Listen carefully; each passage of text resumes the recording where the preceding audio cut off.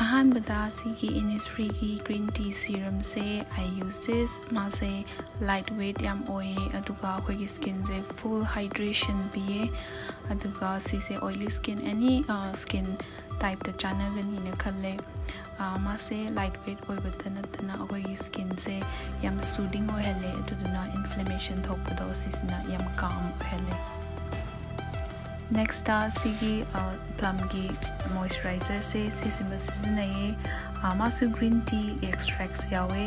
अदुगा मासु again lightweight याम ओये अदुगा कोई skin से soothing calm अदुगा if you have oily skin